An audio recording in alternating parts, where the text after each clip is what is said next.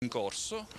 Marco Zambuto dichiara guerra a Girgenti Acque e l'atto formale firmato assume i connotati dell'ennesima lettera di diffida indirizzata al gestore del servizio idrico. Il campo di battaglia riguarda l'aumento delle tariffe e la depurazione.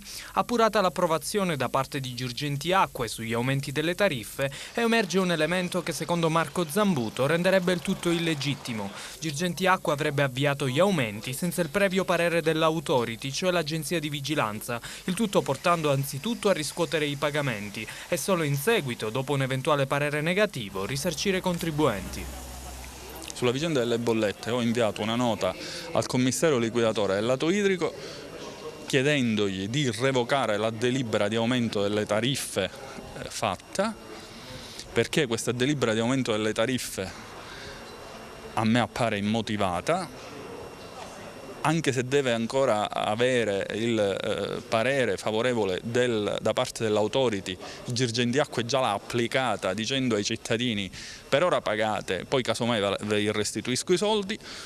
A questo tipo di sistema non crede nessuno e allora la mia diffida al commissario del lato idrico perché revochi immediatamente la delibera, tenuto conto dell'atteggiamento e del comportamento di Girgenti Acque.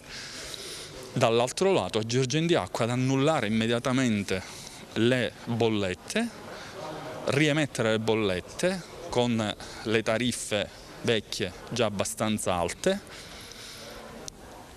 e il nostro atteggiamento sarà di grande vigilanza, soprattutto l'invito ai cittadini chiaramente a non pagare queste bollette che in questo momento che rappresentano questi gravi vizi di legittimità, per i quali ho già annunciato che il mio ufficio sta predisponendo ricorso per la bocciatura di questi provvedimenti.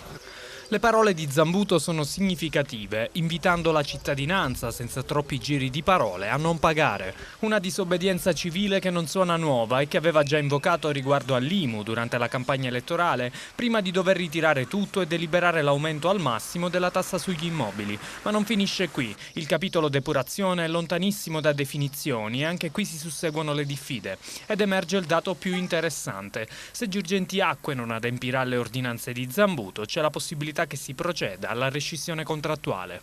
Nell'ultima riunione di qualche giorno fa sono stati espressi pareri favorevoli sui progetti relativi proprio a tutto il sistema fognario della nostra città. Oggi, alla luce di questo, la mia ordinanza nei confronti di Girgenti Acque, che è il gestore responsabile della funzionalità del sistema del refluo della nostra città, la mia ordinanza a Girgenti Acque è iniziare immediatamente i lavori per garantire la salute, la salubrità, ma soprattutto la salute dei cittadini, in quanto loro responsabili della gestione del servizio hanno il dovere di mettere immediatamente i soldi, iniziare i lavori, non aspettare che si completino le procedure burocratiche assolutamente lunghe e farraginose e aspettare i soldi dello Stato per iniziare i lavori, mettano i soldi e iniziano immediatamente i lavori.